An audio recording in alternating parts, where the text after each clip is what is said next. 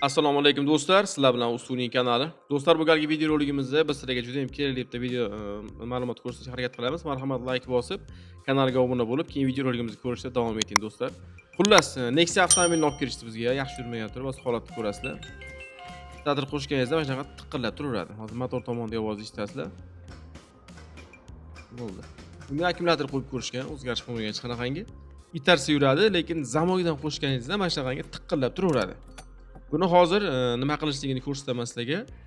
Bu uy sharoitida 100% qilsangiz bo'ladi. Buning uchun bizga kerak bo'ladigan narsa birinchi universalni relay olasizlar. Hozir buni payat qilib oldim. Sizlar shtaker bilan qo'ysalar ham bo'laveradi. Hozir tushuntirib o'taman. Xo'p, tepa tomonda mana ikkita 30 oyog'i bor. Uni bir-biriga primichga qilib bittasini olib chiqib olasizlar. Ikkita yon tomonda mana ikkita qo'lim ushlab turgan yon tomonida 85-oyoqlari bor. Uni ham bir-biriga payka qilib, undan ham bitta отдельnisini olib chiqasizlar va o'rtadagi mana shu ikkita sim tegib turgan barmog'imdagi sim 85-oyog'i. Uni ham ikkitani bitta qilib payka qilib tepaga olib chiqib olasizlar. Bo'ldi, shunda ikki dona universalni relay statorda puskatiliga to'liqroq tok jo'natadi. Uni simini mana shu shtakerdan olasizlar. Hozir sug'urib ko'rsataman sizlarga. Keyin nima holati ham bor, nima desam bo'ladi. Aniqlab olish holatini ko'rsataman sizlarga. Uning uchun sizlarga ikki qarish sim kerak bo'ladi. U simni olasizda statorda shtaker bilan akkumulyatorni pilusiga tekkizdirasiz.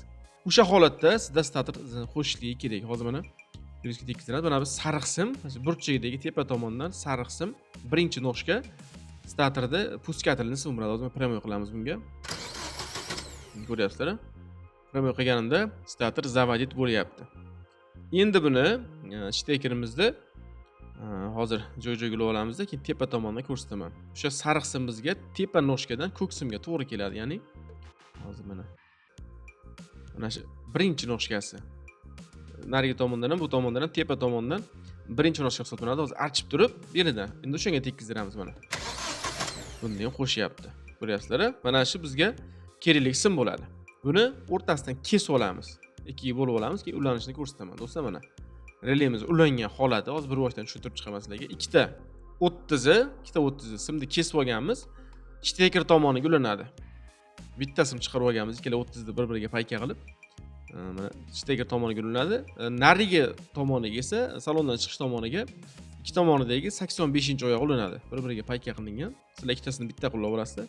Va o'rtadagi relayda ikkala o'rtadagi bir-biriga payka qilingan oyog'i mana bu yerda generatorda kontrolnisini shtakeri bor. Tepa tomondan 3-chisi bo'ladi. Sizlar kesgan simda o'rtaga bitta sim tashab, o'ng tomonga sanaysiz 3-chisi va 87-oyog'ini mana shu holatdan bir chekkali qilib olib kelib turib, o'rtaga bitta predahmetr qo'yib ketasizlar. Bu albatta saqlab turadi zamikani holatdan. Albatta 30 lik qo'yishdan kerak, bo'lmasa kichkina razmerdagi kuyib qoladi. Va relayda mana shunaqangi bir chekkaga qotirib qo'yasizlar. Bezgan holatda turadi relayimiz va predahmetrimiz zamikani holat bo'ladigan bo'lsa, saqlab qoladi tutashdan boshqadan. Endi hozir buni yurgizib tekshiramiz do'stlar birgalikda. Bu yurishdan o'zlaring ko'rasizlar hozir.